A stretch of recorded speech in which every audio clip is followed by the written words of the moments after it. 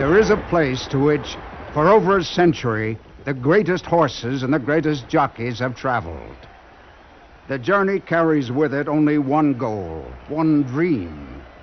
A ride to victory in the fabled Run for the Roses. The place is Churchill Downs in Louisville, Kentucky. The year is 1955. A young Willie Shoemaker aboard Swaps would make his first trip to the Kentucky Derby winner's circle. Shoemaker returned to the Derby spotlight 3 more times during the next 30 years, but it was this Derby day in May of 1986 that would live with the shoe forever. At the age of 54, Shoemaker teamed up with a 17-to-1 long shot named Ferdinand. And for Shoemaker, he found himself riding against jockeys young enough to be his sons. At the start of the race, Shoe and Ferdinand were down on the rail, pinched back. Heading into the first turn, they found themselves dead last. But as the horses entered the famed Churchill Downs stretch, Shoe saw a hole and boldly moved Ferdinand down to the inside, where they found racing room. Together, they catapulted through on the rail and ran down the leaders. And here comes Ferdinand on the rail. In the final furlong, it's Ferdinand getting the lead. Amazingly, Shoe's 4th Derby win came more than 3 decades after he had first smelled the sweet scent of the roses. Shoemaker already was a living racing legend. Now he was on top of the world once again with a victory that showed them all he wasn't through. Not yet.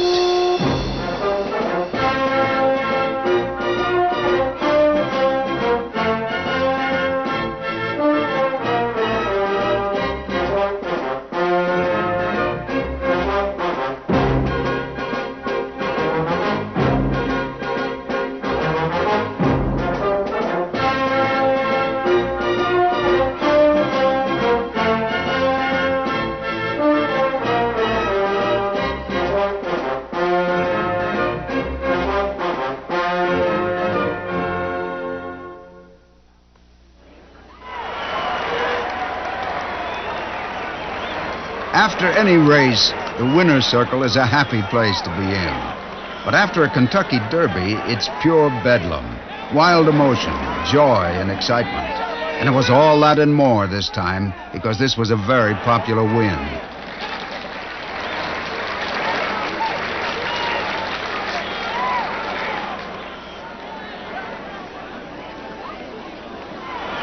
Bill Shoemaker's 4th Kentucky Derby was truly a moment to savor. For the jockey, for his wife Cindy, and for their young daughter Amanda, who was watching on television back in California. Even for Bill Shoemaker, however, not everything had always come up roses. It was 1968, nearly 20 years earlier, at Santa Anita Racetrack in Los Angeles.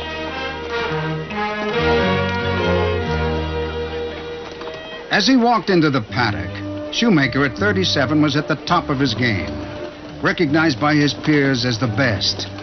He had also become the most successful jockey in the country. In 19 years, he'd racked up 5,785 wins, 3 Kentucky Derbies, held 5 national riding titles, and won over $40 million in purses. And he had a yearly income in 6 figures, all the rewards of a man who had made it big.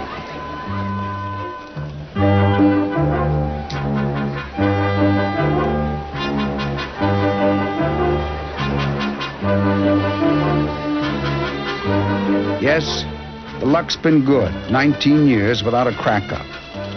But on January 23rd, the luck stops.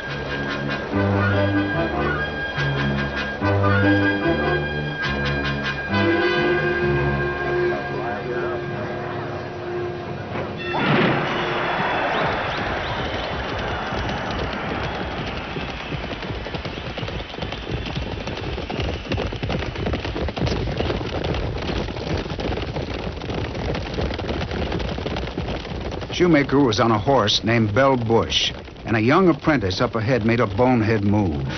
Shoe saw it coming, but there was nothing he could do. Skill and courage and street smarts can protect you some of the time, but with thousands of pounds of horse flesh and jockeys going down around you, Sometimes even the best can't escape.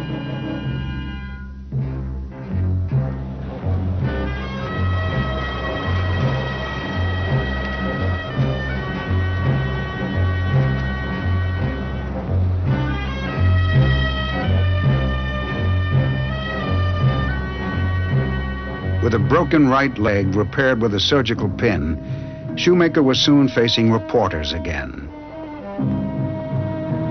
Yeah, I can remember it pretty well. What happened? Well, apprentice boy, Juan Gonzalez, I believe his name was, he had his horse, was trying to get through in between two horses, and he didn't make it. And he went down, and I was right behind him, and I couldn't get out of his way. I couldn't go around him because there was a horse on the outside of me, so I just had to go right over the top of him. And that was it. When you look back over your career, it's been amazing the way you've beaten the odds.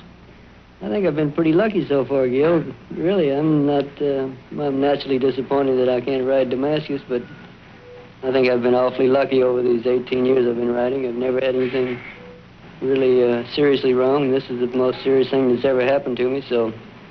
And it could have been worse, so I'm very thankful. In Shoe, the will to win burned strongly. And so by the time he left the hospital, he was already planning a comeback. The rehabilitation begins, hobbling down the Sunset Strip near his home in Beverly Hills. His father was a cotton farmer in Texas, and he was born in a town called Fabens on August 19, 1931. When the doctor delivered him, he weighed 2.5 pounds.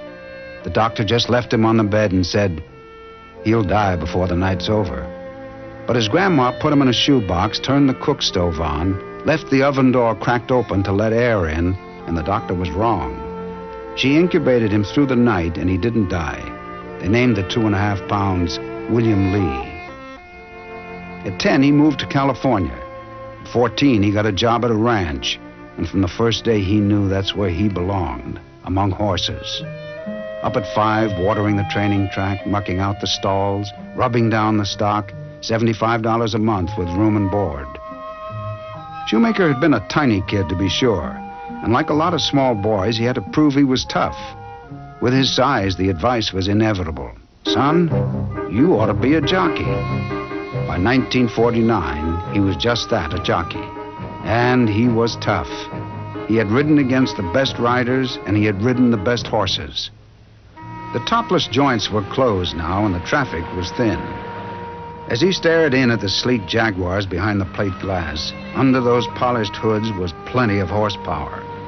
But he had known another kind of horsepower. Like Swaps. In addition to being his first Kentucky Derby winner, Swaps held the world's record at a mile and a 16th, and a mile and 5/8. They draped him in roses again in 1959 on Tommy Lee, and he made it a triple on Lucky Debonair in 65.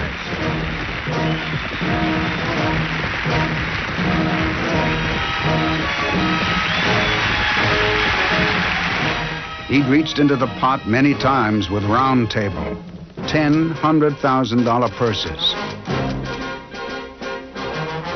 And the San Juan Capistrano on Olden Times, nursing a speed horse on the lead for 1.75 miles. It was a race he'd never forget. And there was another one he'd never forget, one that got away. It was the 1957 Kentucky Derby. And in the stretch, the shoe on the outside horse, Gallant Man, had caught up with the leader, Iron Liege, and seemed about to go on by him when something almost imperceptible happened to Gallant Man, and Iron Liege went on to win the race by a nose. In slow motion, the film showed that Shoemaker, in the heat of the stretch drive, had misjudged the finish line.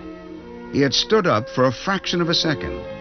When he realized his mistake, he frantically urged his horse on, but came up a nose short. But Shoemaker never alibied about his mistake. He could have said afterward that the horse had taken a bad step or ducked in, but he didn't. Gallant Man's owner, Ralph Lowe, was so impressed with Shoe's honesty, he went out the next day and bought him a shiny new Cadillac convertible. But it was still a bitter loss. There were still good times, though. He remembered all the awards, the big wins. They meant a lot, more than Shoe had realized then. He remembered the laughs, too.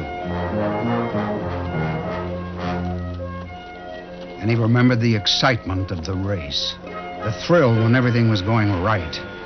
Like coming from dead last through a wall of horses to get 'em at the wire. But enough of remembering. Right now, there was work to be done.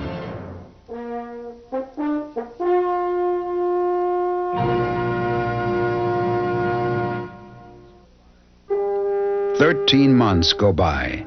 The boring repetition of therapy, working on the leg with weights. Visiting the track on crutches or at home pumping away on the stationary bicycle, it takes patience to wait for the healing to complete itself. The leg continued to bother him, but somehow the pain seemed to be lessening. The year rolls around, and with it, the Santa Anita meeting. The Shoe gets out in the mornings to try out how it feels to get up on a stable pony again, anxious to know if the injury has cost him anything in his skills.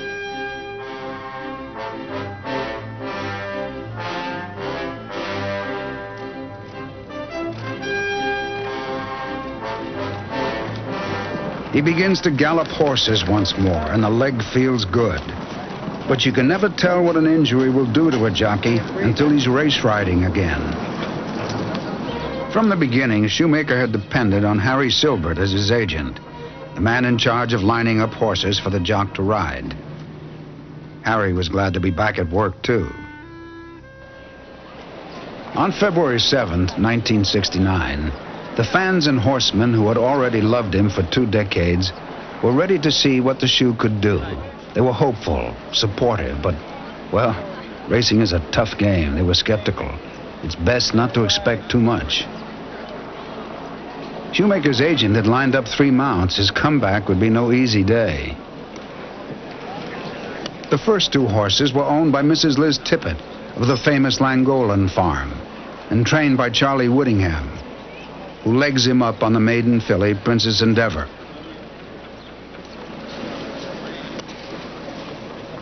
We're gonna buck you off.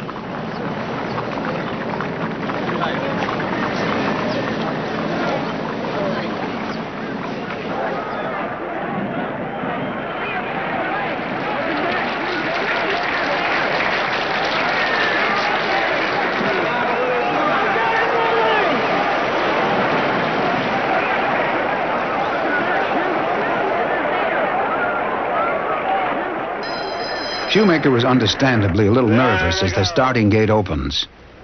The filly, number 12, breaks well from the outside. Harry is 3rd, Sylvie Sharma is 4th, Fleeting Thought is 5th, Story Bridge, and Flow and Fleet. Out to quarter, Buncari. In front, the half length on the rail, Fleeting Thought is 2nd, 1 length. Princess Endeavor is 3rd, 3/4 of a length. Story Bridge is 4th by 1 length. Polly between horses is 5th on the rail. Turning for home, Fleeting Thought in front by a head. On the outside, Buncari is 2nd. Princess Endeavor is 3rd by 2.5 lengths. Polly is, oh, here comes Princess Endeavor on the outside. Into the stretch is Fleeting Thought in front and Princess Endeavor on the outside. Also Fleeting Thought and Princess Endeavor. It's leading at Princess Endeavor in front.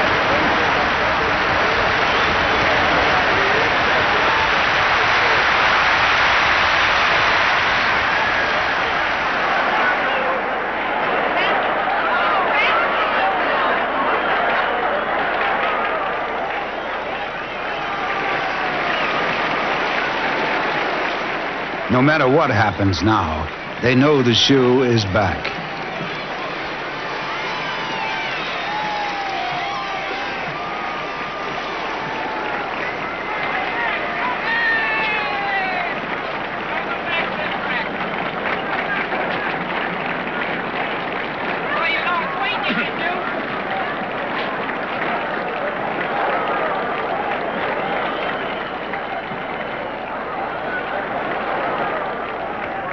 Bill, you couldn't have had a better outing on your first trip back on the track. What's your comment? Well, I really couldn't have. I don't think I could have wrote a script any better than the way it turned out. I was laying third right behind the leaders with a lot of horse, and when I got ready to let her run, I moved around, and here she came. And how about the leg? How does it feel? Oh, it feels great. Real good. How do you feel in general now? Do you think Well, I feel a lot better than I thought I would. I thought I'd be a little tired, but I really am not. a little exciting? Yes, you know, your nerves are a little bit keyed up because I haven't ridden in a year, but outside of that, I feel great.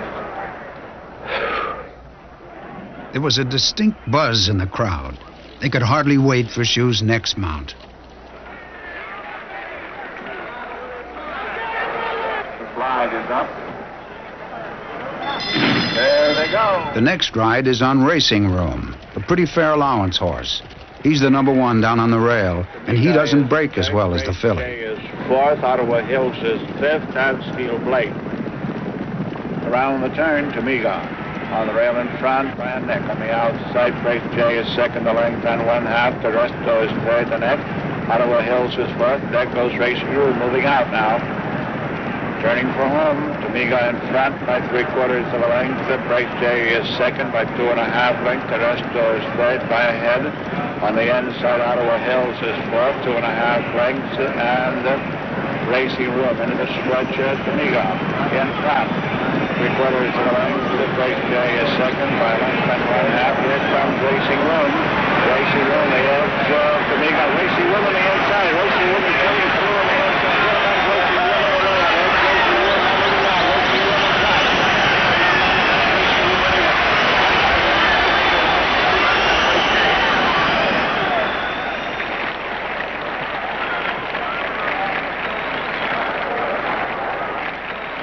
Two up, 2 wins. This game is easy.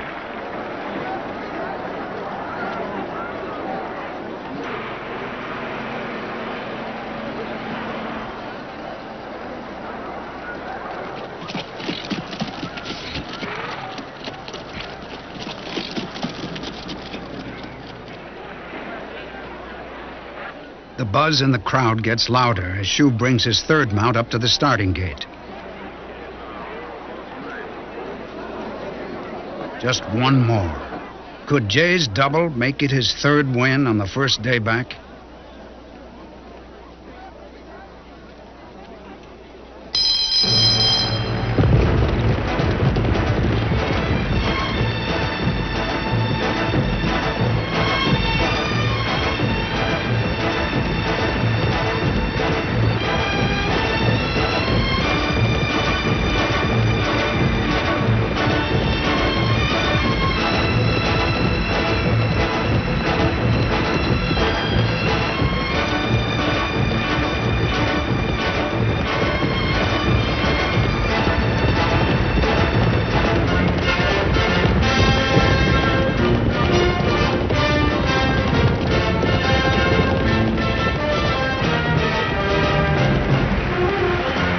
And there he comes, whipping left-handed to get the horse outside.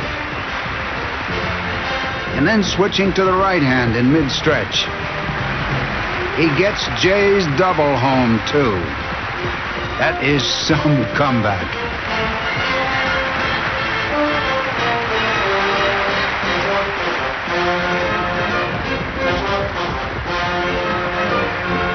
And so it was. After 13 months, 3 mounts, 3 wins. It was a time to exult and triumph. But it was also an emotional drain. What did Bill Shoemaker do that night to celebrate? Did champagne flow? No. No, he went home, and it was tears that flowed.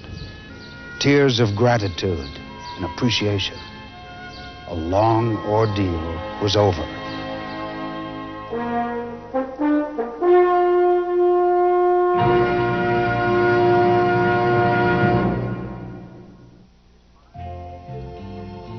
It's 5 a.m. at the racetrack, and it's a magical time.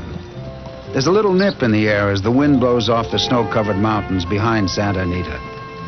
Stable area is stirring now, and there's a smell of horse liniment and coffee everywhere. Stalls are being mucked out, buckets filled. The automatic hot walkers cool out the morning workouts.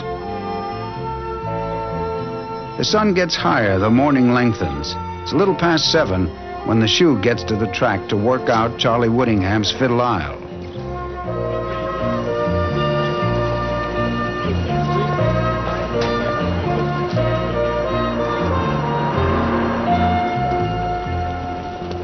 It's a special time of the day for Shoemaker, too. It's a chance to greet old rivals like Johnny Longden. John, how you feel? It's a chance to relax, away from the pressures of the afternoon's racing. You want to jog him? Let's jog him a little bit and loosen him up.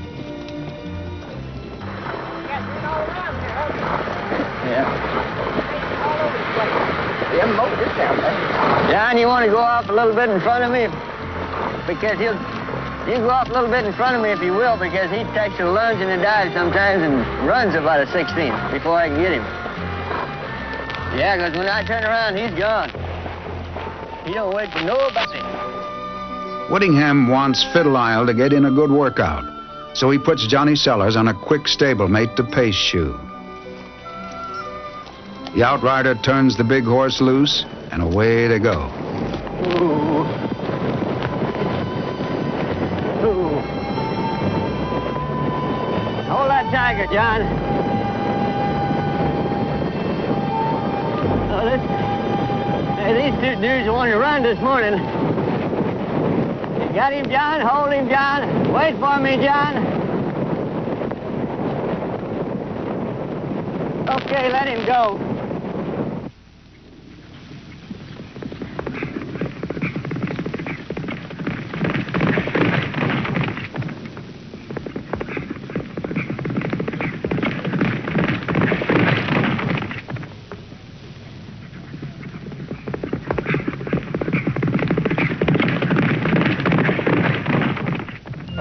Yeah, we made it just right. We did such a beautiful job. We had old Whittingham smiling from ear to ear. First time.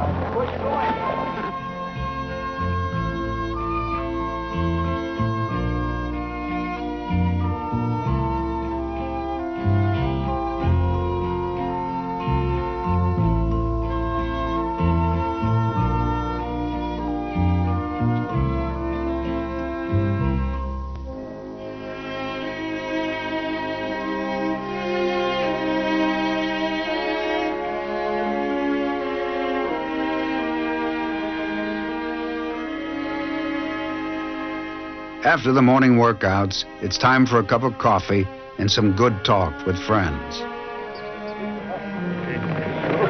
a couple of jocks that are going for the money, aren't they? Jock on the rail. Look at him go. He's going to jump off of that horse in about one more jump. Too much. Isn't he? He's trying to be a jockey, that boy. But now it was time to go to work. Time for the routine preparation before the day's races. They got me riding today, 7. Even though a jockey's concentration is on the afternoon's work to come, invariably in the springtime, his thoughts turn to Churchill Downs and the upcoming Derby. Just a few days before, Shoemaker had been to Kentucky to tune up his Derby mount, a horse named Arts and Letters. After a sparkling win in the Bluegrass Stakes, the shoe felt he had a heck of a chance to win the Derby. He could almost smell the roses. Okay, Shoe, it's time to go get them. Everything was going right. It seemed that bad luck had passed Shoemaker by. Maybe it seemed that way, but it had not.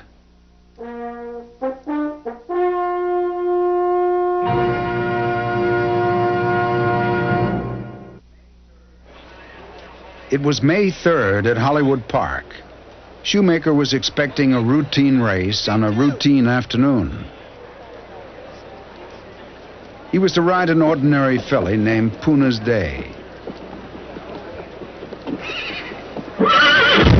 It happened almost too quickly to comprehend.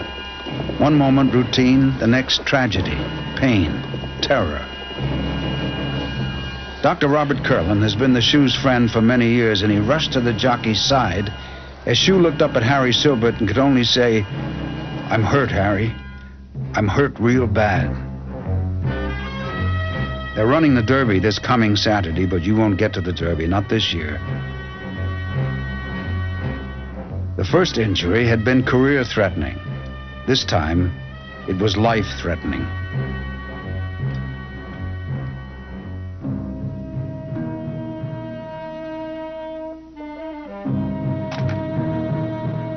Examinations and x-rays reveal that he had sustained multiple fractures of the pelvis with dislocation. The pelvis had splintered in 5 places, a ruptured bladder and a dislocated sacroiliac, a paralyzed left leg. Dr. Curlin had him on the operating table for 2.5 hours.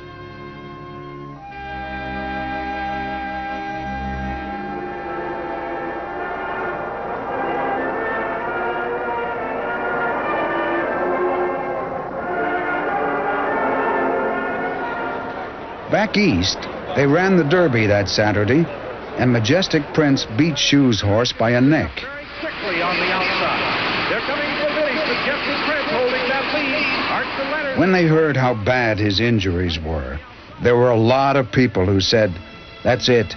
They don't come back from that. Not without some kind of a miracle. So once more, at age 40, and often in severe pain, Bill Shoemaker was a man back in therapy, a man being tested all over again. 6 months, that's what the doctor gives you, 6 months just to be able to drive a car again, or make it up a flight of stairs. But you astonish them all. You make it in 3. In the mornings, when the track attendants are busy at work, you go out to the track and jog around the empty oval. You're worried. 2 bad spills in 15 months. Maybe it's time to quit. There isn't anything to prove by getting up on a horse again. You've ridden 25,000 horses. What's there to prove? You love racing, but still a man has to walk away sometimes, even from something he loves. You've held a hot hand for a long time. Why press it? Still, it's hard to think of the paddock judge calling riders up and you not being in the post parade. All right. All those years you've been a race rider first and foremost, and you're not ready to be anything else.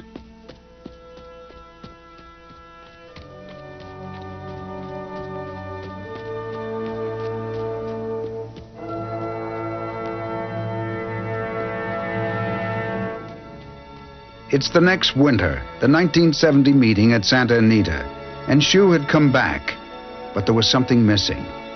As he struggled through the first few weeks, it became obvious that he would not be the leading rider, a position that had been virtually certain for 17 years. Maybe he was sitting a little differently on a horse. Or maybe the horrendous pounding his body had taken over the last years had seeped away a little of the skill or the nerve. From the patrol towers, they put the binoculars on him. Even Charlie Whittingham had said, "Hey, Shoe, what's wrong?" There was nothing Shoe or Charlie or anyone else could put a finger on, but something was different.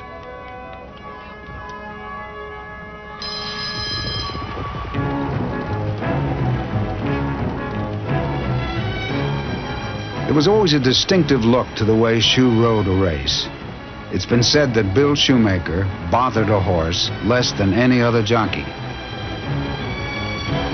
The craft of a jockey is not just skill and intelligence and physical conditioning. It's timing and touch and intuitive reaction. When that timing is missing, so are the winds.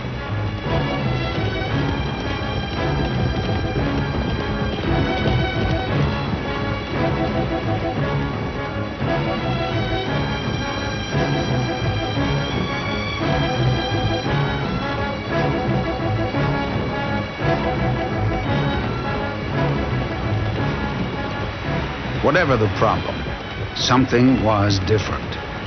The familiar scenes had shifted. Shoe was losing the close ones, losing the races he spent a lifetime winning.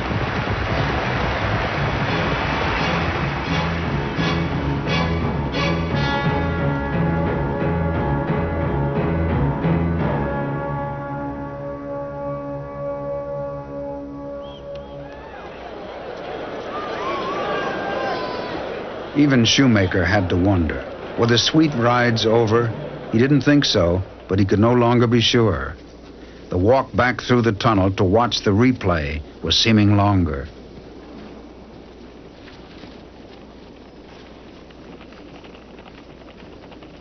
Had time passed him by?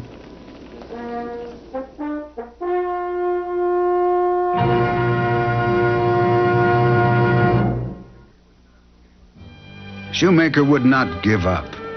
As he slowly battled through his slump, his timing began to reappear, and there emerged a brighter picture. The world record for number of races won, 6,032, had been set in 1966 by Johnny Longden. After that win, the tough old warrior hung up his tack to become a trainer, reasonably sure that the record would stand for a while. In the summer of 1970, Shoemaker was winning again, and he had Longden's record in his sights.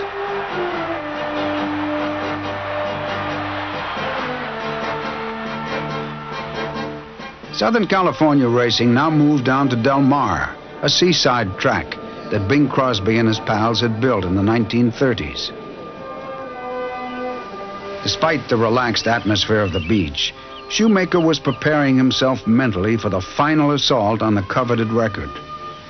By that time, his confidence was back. After all, hadn't he won 6 races on a single day in June at Hollywood Park? It was time for cameras and countdowns. Win number 6,000 was a colt named Esquimalt.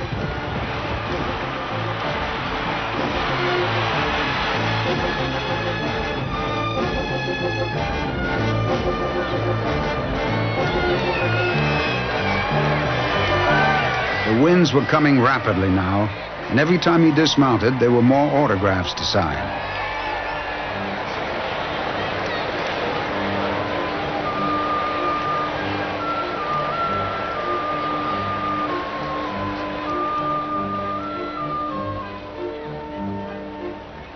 The tension mounted, the winds piled up, the pursuit got hotter. He tripled on September 1st, and he went to 6,027.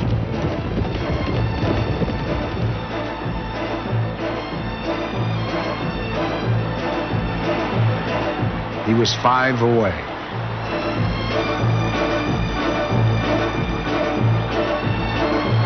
A colt named Havco made it 6,029. 4 more, and he'd be home.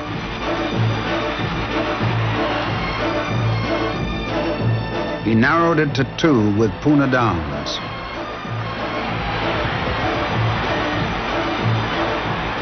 Then on Saturday, September 5th, Esquimalt went wire to wire on the grass, and there it was.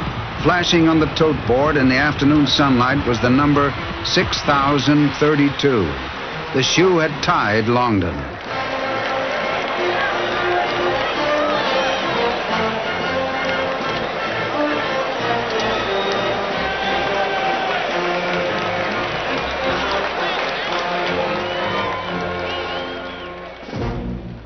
On Labor Day, the excitement was at fever pitch. Shoe needed only 1 winner to go past Longden.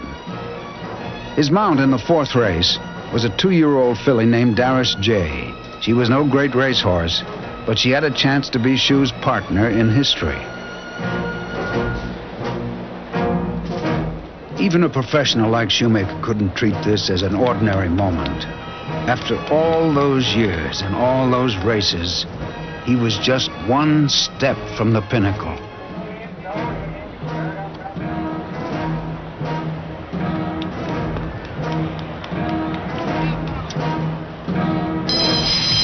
There they go.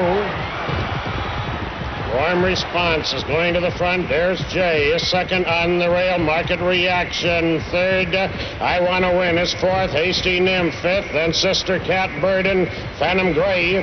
Going into the far turn, it's There's Jay in front by a length and a half.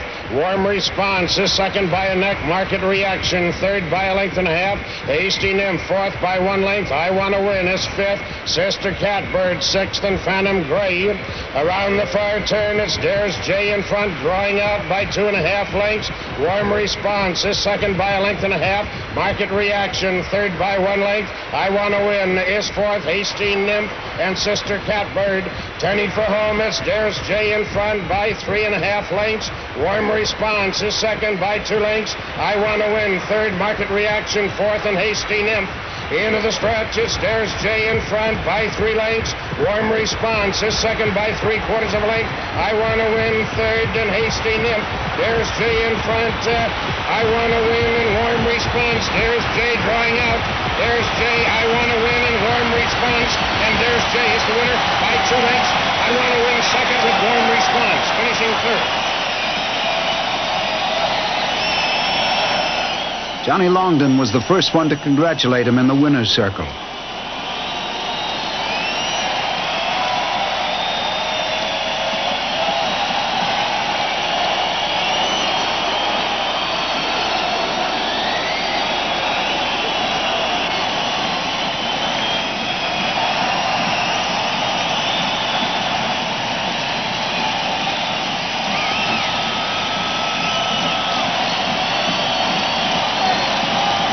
He draped a blanket of white carnations over his shoulders.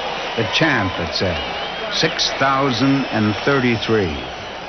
The place was jammed. Photographers, jockeys, track officials, friends. Well, it's a great day for Bill. I held it for 14 years, and I know it's going to be a whole lot longer before they break it again. I don't think many of us will see it, John. I think it took a good man to make this record, and it took a damn good man to break it. Thank you, Johnny Longden.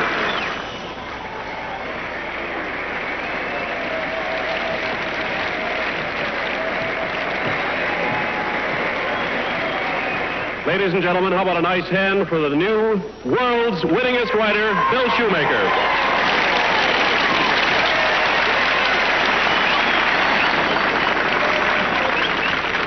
Bill, I think that there must have been a smile on the face of Johnny Longden when you went to the front and never looked back. That's kind of right. He'd kind of like. That's true, and I'm sure that that's right. I know he was rooting for me all the way, and without Longden, I would never have been here today, because he's the one that set the record that I was able to come along and break, and I'm glad that I could ride it in his style in front all the way. Never had there been a rider with a record quite like that of the shoe.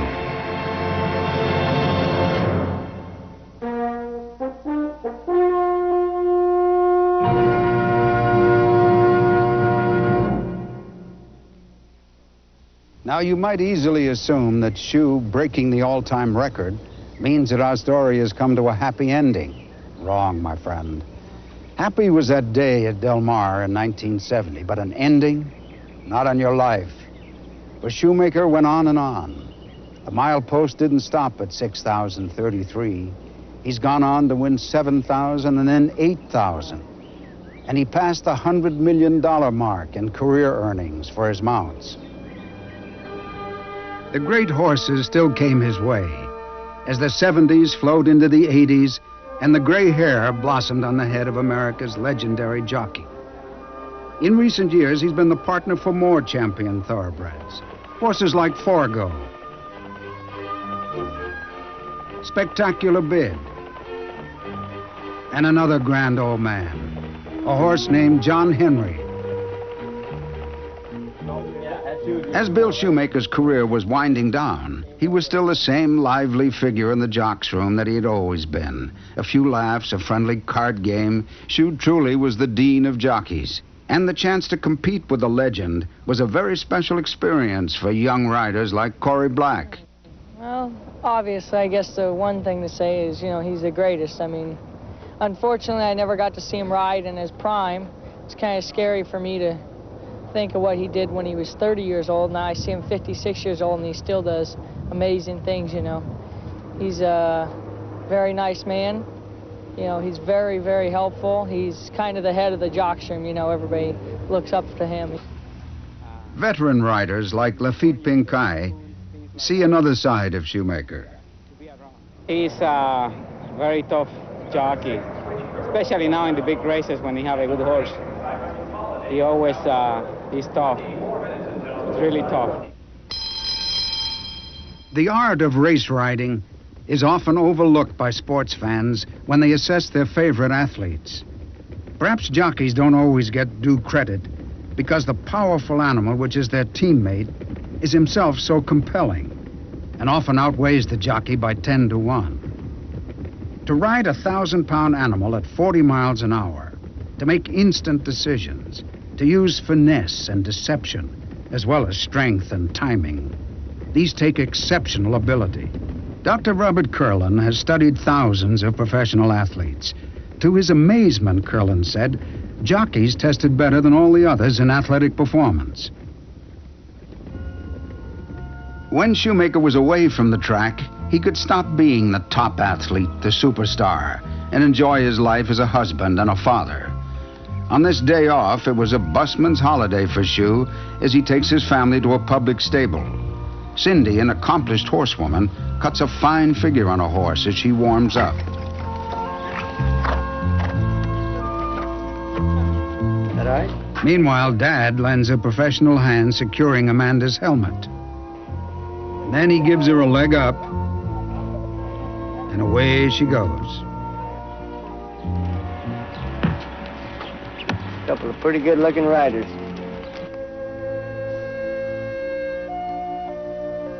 When he was in the twilight of his remarkable career, Shoemaker always apportioned his life carefully.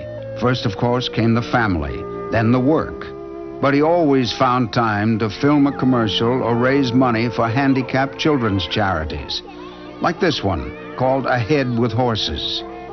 His love for these kids is clearly seen, and it's more than returned in kind.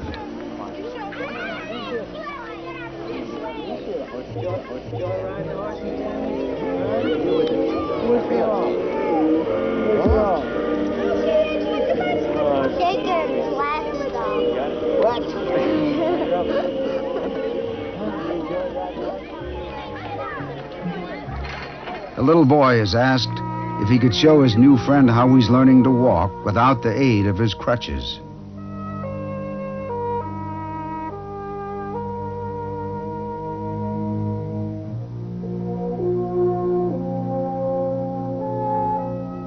But now it was time for work.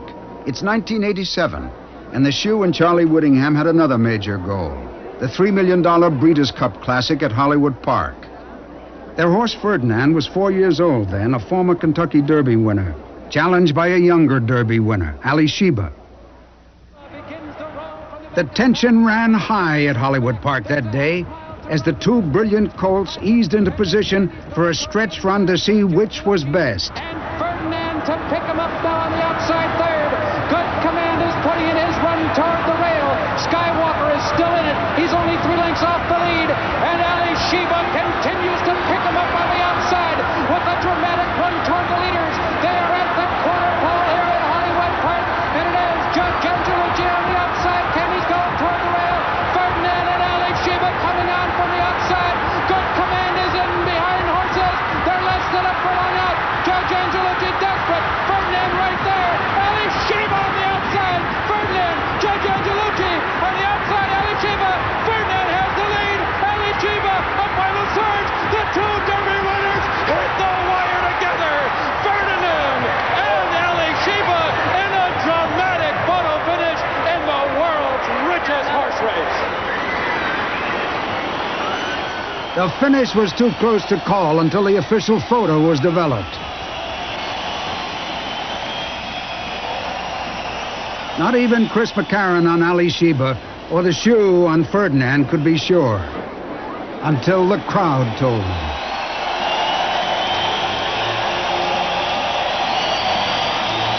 It was the richest race in the world, and it was one more moment for the Shoe.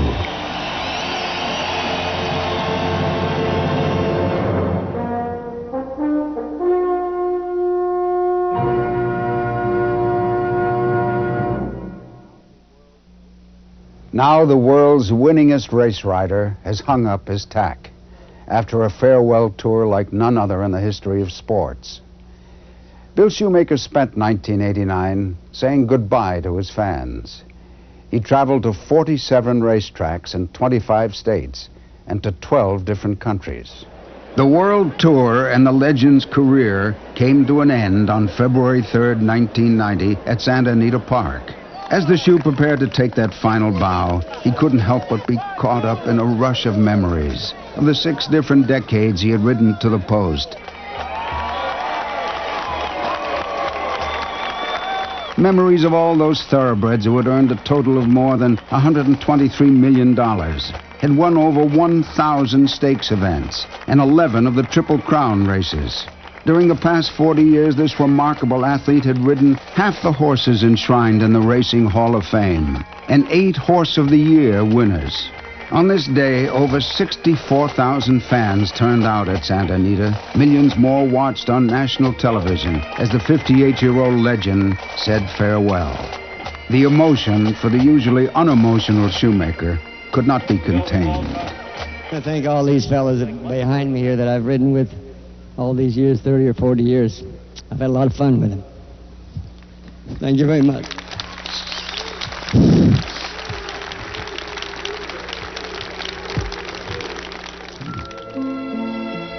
A jockey is an athlete whose partner is a horse. It sounds mundane enough when it's put that way, but there's a beauty to their effort that transcends the sweat and toil and routine of winning and losing. The harmony of man and horse has uplifted our spirits for many generations. And as we consider the career of Bill Shoemaker, let us not become so engrossed in the statistics that we fail to see his artistry. For that artistry will remain long after the record books are yellow in their time. One thing is sure. Some years from now, a kid mucking out stalls and dreaming of making it big as a jockey one day is going to ask, "Hey, old-timer, did you ever see the shoe ride?" And somebody in a track kitchen is going to put down a chipped coffee mug and say, "The shoe? Damn right I saw the shoe ride. And let me tell you something, kid. He was the best there ever was."